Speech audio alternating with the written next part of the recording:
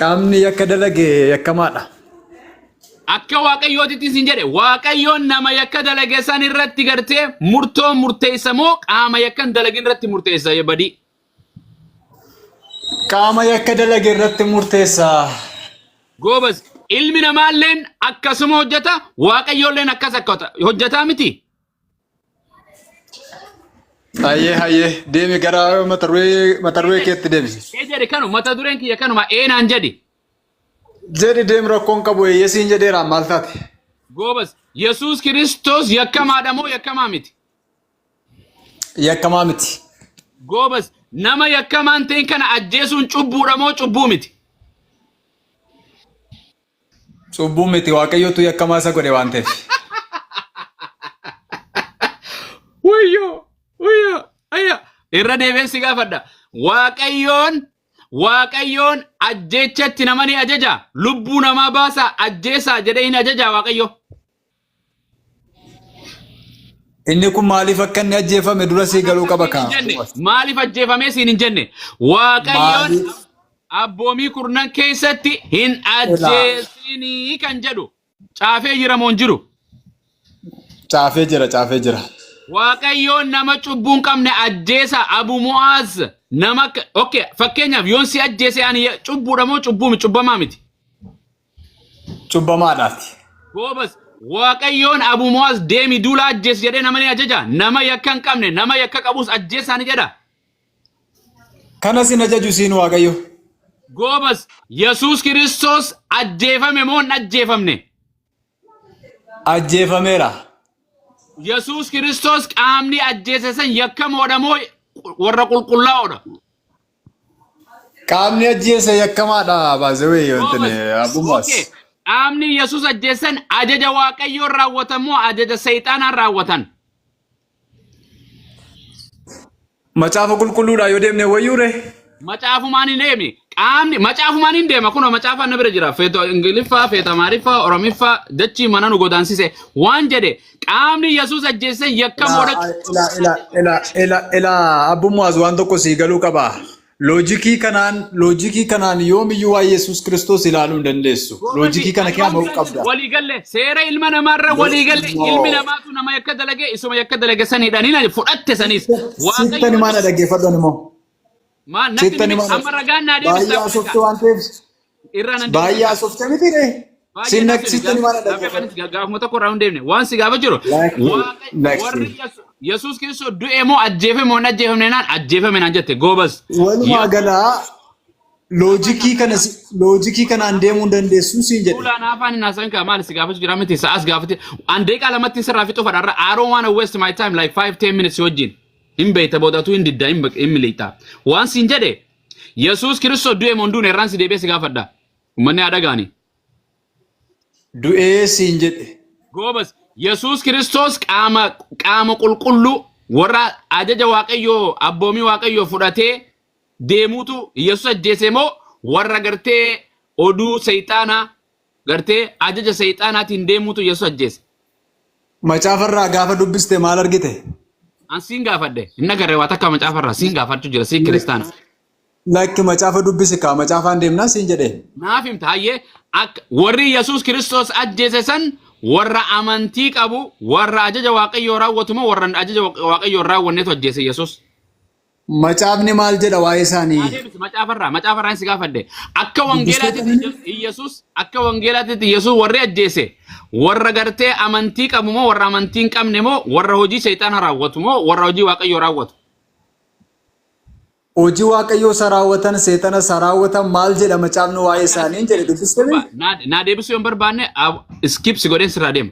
Yesuus Kiristoos warri ajjeese warra fadhoo fi duuka bu'u moo fadha waaqayyoo duuka bu'u ajjeese? Qabamte garta kan deemtu na bira.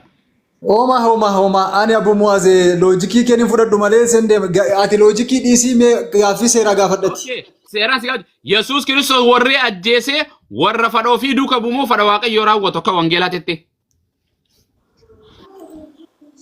Yoo waaqayyoo raawwadhaa isaaniin jedhe raawwatu. Warri gartee Yesuus ajjeese ajaja waaqayyoo abbaan raawwatamu seexanaan raawwatan akka wangeelaa sittani maa dhaggeeffadhu akkana jedhe gooftaan keenya Yesuus Kiristoos. Gurba na gaafii afaan siin deebisa na dhaggeeffadhu ka siin deebisa ragaa sii kennaan jira maaliif ariifatta. Yeroo dhufaaf darbaatti ani isin gidduutti deddeebi'aan jire ture isin quba keessan iyyuu anatti buusuu hin dandeenye amma garuu Waaqayyo biraa isinii kenname carraan kuni maaliif Waaqayyo immoo carraa kana isaanii kenne jaalala isaa isa karaa Yesuus Kiristoos cubbuu ilmaan namootaa dhiisuudhaaf raawwate sana raawwachuudhaaf walumaa galatti. Kana sin gaafanneen waan jedhe Yesuus Kiristoos warri ajjeese san ajaja Waaqayyo abboomii Waaqayyo fudhataniiti ajaja Waaqayyootiin Yesuus ajjeesan moo ajaja mootummaa gartee mootummaa yeroo saniitiin deeman. Amma si laaffise gar. Yes. Waaqayyoon gaafatan moo mootummaa gaafatan isaan? I'm coming in a second, okay? Thank you. Gurba deebise ka. Waaqayyoon gaafatan moo mootummaa gaafatan jedhe. Ani hin beeku waan sin jedhe Yesuus Kiristoos warri ajjeese san ajaja Waaqayyo abbaan raawwatanii baay'een ajjeefnaa jedhanii Waaqayyootu ajjeesaa jedhee moo ofiif ajjeesan? Mootummaa biyya sanaatu wayyama kenneef yennaan ajjeesan. Okay, kanaafuu ajaja Waaqayyootii miti jechuudha. Jarri Yesuus ajjeesan warra yakkamoodha moo warra qulqulluu fuula Waaqayyoo biratti warra kireedita harkatu moo warra gartee warra ibiddaati? Warrumti ajjeesaniif iyyuu Yesuus Kiristoos dhiifama godheera warra ibiddaa ta'uu danda'an. Haa jedhu warri ajjeese san fada isaaniitiin ajjeesan malee fada Waaqayyootii miti mi? Ansiin hin jenne. Eenyuun raayyama fudhatan jette miti? Warri ajaja fudhatan mootummaa gartee yeroo sanii Yihuudaa Faarisoota mootummaa yeroo sanii irraa fudhatan malee Waaqayyo abbaan wayii ajjeesaa jedhee ilma kiyya kana ajjeesaa jedhee wayii ajaje. Bakka inni itti yama kenneef hin jiru kaa. Waan siin jedhe ni jira moo hin jiru Waaqayyo abbaan ilma tokkicha kiyya kana ajjeesaan fannisaa jedhe moo hin jenne? Hin jenne caafamee hin jiru. Gobas kanaafuu gobas Yesuus fada ofiitiin namni ajjeese malee Yesuus nuuf du'e akkami jettan qaamni namni ofii fadhe ajjeese. Achi wal dubbiin ta'e naa deebite. Dhaggeeffadhugaa tamma xumurtee bini? Deebistee bar. Xumurtee bini? Deebitee bar. Tole gaaffii quraanarraa fuudhi gaaffii si gaafanna. Baasii dubbisi. Gaaffii si gaafannaan jedhe akkasumatti afaanumaan. Baasii dubbisi boqonnaa. Boqonnaa mini amma gaaffii quraanaan si gaafadhaan jedhe malee rakkoon qabatti gaafuudhaan isa dubbachuu hin jirtu. Maal jettaa? Okay dubbatu. Allaan waan hundumaa danda'amini akka quraanaatti. Gaaffii afaan gaafattee mi? Gaaffii afaanii. Hin danda'a. Allahu ala kulli shay'in qadir. Inna Allah ala kulli shay'in qadir. Waa hunda irratti danda'a Waaqayyoon. Waa hunda irratti danda'aadha. Si deebisee mi? Koy kaase gaafataan jira ammas. Maal ittuma fuftaa? Ittuma fufa maal ati baay'ee na gaafatte? Maal ragaa ifii na jala irra deddeebi tokko gaafa irra na deddeebin ani si deebisee bar gaafii anaa si gaafatamma. Tole lakki koy gaaffii si gaafachaa jiran xumurree waa'ee allaa irratti si gaafataa jira. Gaafatte kaa si deebisee gaafii afaanis ragaa na lakki ati deebisuu deddeebin irra deddeebi si gaafate deebisuu deddeeb na deebisuu na deebistaa. Koy gaaffii naannatu jira ammasiin laadha carraa kabaaltaati. Tole Allahaan quraana keessatti waan inni hojjetee agarsiise maaltu jira? Rabbiin waa hunda Allahu khaaliqu kulli shay uumaa waa hundaati Rabbiin. Maal bara quraanaa uumame lafti samiin waa namni bara quraanaa uumame? Maal bara eenyu? Bara quraanaa keessa uumame? Bara Rabbiin Allahu khaaliqu kulli shay waanni hundi bara gartee bara kakuu moofaa keessa uumame. Amma gaaffii konaa deebisi kaa. La bara gartee